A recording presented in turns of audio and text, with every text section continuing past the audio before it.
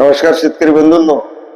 आता आपली हळद काढून जवळपास सगळ्यांची झाली आहे आणि बेण्याची निवड करून आपल्याला बेणं ठेवायचं आहे. तर बंधूंनो, हळदीचं बेणं निवडताना ते कसं असावं याचा परिचय व्हावा म्हणून मी आज तुमच्याशी संवाद साधतोय. आता माझ्या हातामध्ये हा एक हळदीचा गड्डा आहे. हा सेलम जातीचा गड्डा आहे. जवळपास याचं 1.5-2 किलो वजन आहे आणि याला काढून एक 7-8 दिवस झाले आहेत. तुम्ही पोझिशन बघू शकता. हा जेठा गड्डा आहे.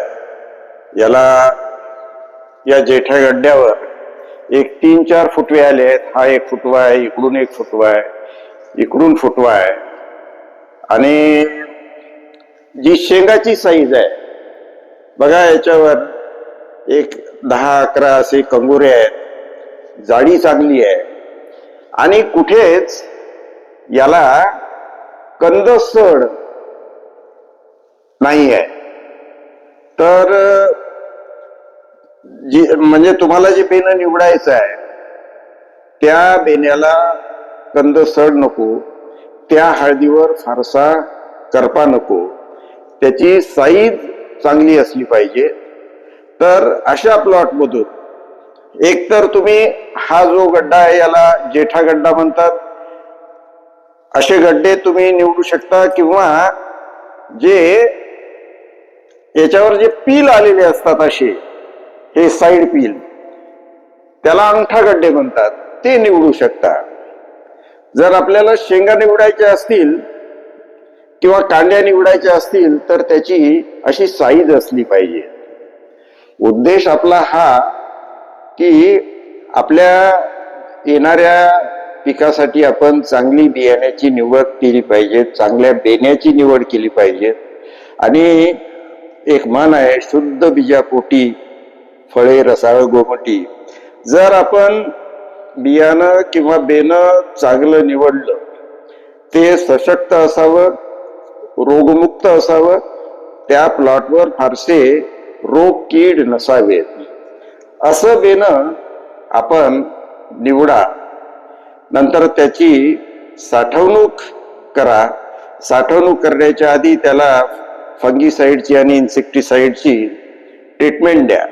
आमची जी प्रॅक्टिस आहे, आम्ही या साठवलेल्या बेण्यावर टार्गेटची ट्रीटमेंट देतो. टार्गेट या इन्सेक्टिसाईडचा एक स्प्रे घेतो आणि एक मेटॅलॅक्झिल मँकोझेपचं कॉम्बिनेशन, रिडोमिल गोल्ड सारखं, किंवा साप म्हणजे कार्बनडाझिम आणि M45 कॉम्बिनेशन, त्याचा स्प्रे घेतो किंवा त्याच्यामध्ये डीप करतो.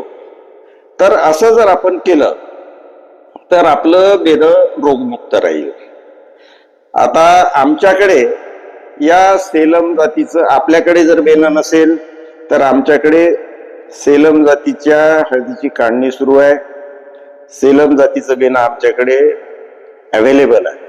आपल्याला जर ते लागत असेल तर ते आम्ही देऊ शकतो, परंतु ते वेळीच आपल्याला बुक करावं लागेल, ताबडतोब घेऊन जावं लागेल. दुसरी आम्ही एक जी जात लावली ती आहे फुले हरिद्रा. त्या जातीचं उत्पन्न आम्हाला सेलम पेक्षा जास्त आलं. कांडीची साईज सुद्धा सेलम पेक्षा चांगली आहे. करपा आणि कंदसड याला तुलनात्मक ती जात कमी बळी पडली. कदाचित नवीन असल्यामुळं, रोगमुक्त असल्यामुळं झालं असावं, कारण आणखी त्याला जास्त दिवस झाले नाहीत. परंतु सध्या तरी ती रोगमुक्त आहे असं आम्हाला आमच्या निरीक्षणात आढळून आलं. विद्यापीठाच्या पोर्टलवर किंवा त्यांच्या वेबसाईटवर जाऊन तुम्ही चौकशी करू शकता, कुठल्या जाती चांगल्या आहेत. चांगल्या जातीची निवड करा. हरिद्रा जातीचं बेणं सुद्धा आमच्याकडे तुम्हाला थोड्याफार प्रमाणात मिळू शकते. तर बंधूंनो, चांगल्या बेण्याची निवड करा. आपल्या स्वतःच्या प्लॉटमधून किंवा शेजारच्या प्लॉटमधून किंवा बाहेरगावून विद्यापीठातून जमेल तिथून आणा. त्याची चांगली साठवणूक करा आणि योग्य ती सगळी दक्षता घेऊन पुढच्या वर्षीच्या हळदीच्या उत्पन्नाचं नियोजन आतापासून करा, म्हणजे आपलं उत्पन्न कमी होणार नाही. आमची माहिती आपल्याला आवडली तर चॅनलला सबस्क्राईब करा, आमच्यासोबत जोडलेले राहा. नमस्कार.